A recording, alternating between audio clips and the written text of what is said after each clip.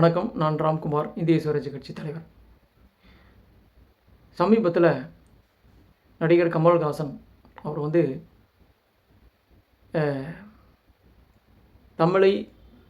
தமிழ்தான் முதன்மையானது அப்படிங்கிறத சொல்லி கன்னடம் தமிழை தழுவி வந்த மொழி அப்படிங்கிறத சொல்லியிருக்கிறார். இது நிறையா பிரச்சனைகள் உண்டு பண்ணுச்சு. இன்றைக்கி கன்னட அமைப்பினர் போராட்டம் பண்ணுறாங்க. பெங்களூரில் பெரிய பிரச்சனையாக வெடிச்சிட்ருக்குது. இதெல்லாம் ஒரு பக்கம் இருக்கட்டும். என்னென்னா,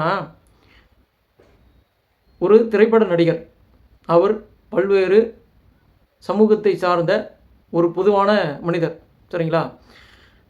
தமிழை பற்றி இப்போ பேச வேண்டிய அவசியம் ஒன்றுமே கிடையாதுங்க. ஏன்னா தமிழ் தொன்மையானது, செம்மொழி மொழி, உலகின் மூத்த மொழி, எல்லாவற்றுக்கும் தலையாய நாகரிகத்தை கொண்ட மொழி அப்படிங்கிறது எல்லாருக்கும், ஏன் கன்னடர்களுக்கே இது தெரியும். இதை கமல் சொல்லி தான் தெரியணுமா என்ன? தேவையற்ற வீணான ஒரு வெட்டி தண்டமான ஒரு பேச்சு அப்படின்னு சொல்கிறத விட பல பிரச்சனைகளுக்கு முக்கியமான காரணமாக, அடித்தளமாக இருக்கின்றது. ஏன்னா கர்நாடகாலையும் தமிழர்கள் வாழ்கின்றார்கள் அப்படிங்கிற ஒரு நினப்பில் யாருமே பேசணும். கன்னடர்களும் தமிழர்களும் இன்றைக்கி ஒற்றுமையாக தான் வாழ்ந்து கொண்டிருக்கின்றார்கள். காவிரியில் நிறைய பிரச்சனைகள் இருந்தாலும் வேற்றுமைகளை கலைந்து எல்லாரும் ஒரு வகையில் ஒத்துழைச்சி வாழ்ந்து தான் இருக்கிறாங்க. இன்றைக்கி வரைக்கும் நம்மளுக்கு கர்நாடகாலேருந்து நமக்கு வேண்டிய அளவுக்கு காவிரி தண்ணியும் கிடைக்குது. அது கிடைக்குதா கிடைக்கலையோ, அந்தந்த காலகட்டத்திற்கு இந்த பிரச்சனைகள் சுமூகமாக முடிந்து வைக்கப்படுகின்றது. இது வரைக்கும் ஒன்றும் பெரிய 83 நடந்த மிகப்பெரிய கலவரம் மாதிரி இன்றைக்கி வரைக்கும், அந்த கலவரத்தோடு சரி இன்றைக்கி வரைக்கும் அந்த மாதிரி எந்த ஒரு பிரச்சனையும் எழாமல் இருக்கின்றது. இதை கமல் ஞாபகத்தில் வைக்க வேண்டும். ஒரு பொறுப்பில்லாத ஒரு பேச்சை பேசக்கூடாது அப்படிங்கிறதான் நான் இன்றைக்கி முதன்மையாக வலியுறுத்தல் செய்கிறேன். நான் தமிழுக்கு எதிரானவன் இல்லைங்க. இதுக்காக தேவையில்லாமல் இதுக்கும் ஒரு ப்ராலிட்டிக்ஸாக ஆரம்பிச்சிடாதீங்க. எந்த மொழியும் அவரவர்களுக்கு சிறப்பானது அப்படிங்கிறத நான் தெளிவாக சொல்கிறேன்.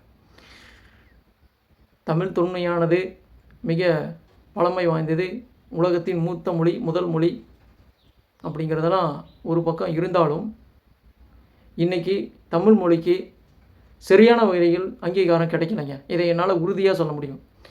இன்றைக்கி உலகத்தில் இருக்கின்ற அனைவரும் சார்ந்திருப்பது ஆங்கிலத்தை மட்டுமே, இங்கிலீஷ்.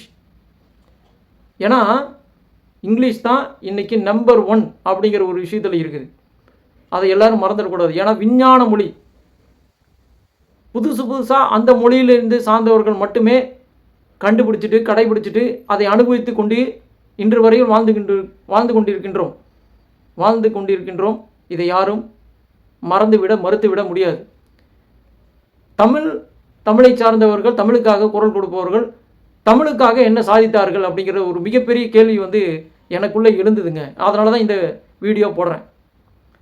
தமிழுக்காக குரல் கொடுப்பவர்கள், கமலஹாசன் போன்றவர்கள் தமிழுக்காக என்ன தொண்டை செஞ்சாங்க? ஒரு இலக்கியம் சார்ந்த ஏதாவது நடவடிக்கையில் ஈடுபட்டாரா? இல்லை ஒரு சாகித்ய அகாடமி அப்படிங்கிற ஒரு விஷயம் மாதிரி ஏதாவது புதுசாக முன்னெடுப்பு செஞ்சாரா? இல்லை தமிழுக்காக புதிதாக வார்த்தைகளை கண்டுபிடித்து அர்த்தமோடு வார்த்தைகளை வெளியிட்டாரா? இந்த மாதிரி எதுவுமே செய்யாமல் சும்மா வெத்து கூட்டல் மட்டும் போட்டுக்கிட்டு இருக்கிறதுல என்னங்க பிரயோஜனம்? தமிழுக்காக பாடுபடுங்கள். தமிழுக்காக பாடுபட்டு தமிழுக்காக குரல் கொடுங்க. அது ஒரு நியாயம் இருக்குது. ஒன்றுமே இல்லாமல் சும்மா வெறும் தற்பெருமை பேசிட்டு பெருமை பீத்திகளில் எந்த ஒரு அர்த்தமும் பிரயோஜனமே இல்லைங்க, கிடையவே கிடையாது.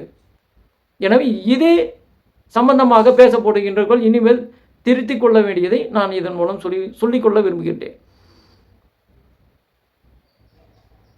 அடுத்ததாக, வேற்று மொழியை பற்றி தரைக்குறைவாக யாரும் பேசாதீங்க.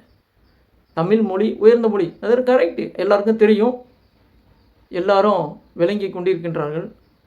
அதற்காக வேற்று மொழிகளை தரைக்குறைவாகவும் தரமற்றதாகவும் பேசாதீர்கள் அப்படிங்கிறத நான் இன்றைக்கி வேண்டுகோள் வைக்கின்றேன். ஏன்னா அனைவரும் சமம் அப்படிங்கிற விஷயத்தில் தான் நான் இதை சொல்லிக்கொள்ள விரும்புகின்றேன்.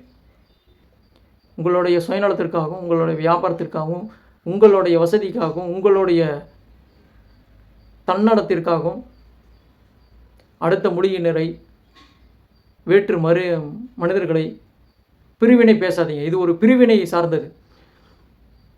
தன்னுடைய தான் உயர்ந்தது, மற்றது தாழ்ந்தது அப்படிங்கிற மாதிரி சொல்கிறதே ஒரு பிரிவினை சூழ்ச்சி தான். இந்த பிரிவினை வேண்டாங்க. ஏன்னா நம்ம ஜாதியால், மதத்தால், இனத்தால், மொழியால் பயங்கரமாக பிரிஞ்சு கிடக்கிறோம். இந்த பிரிவினை வேண்டாம்.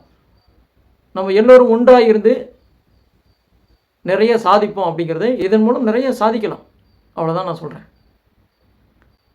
மீண்டும் சந்திப்போம். நன்றி, வணக்கம்.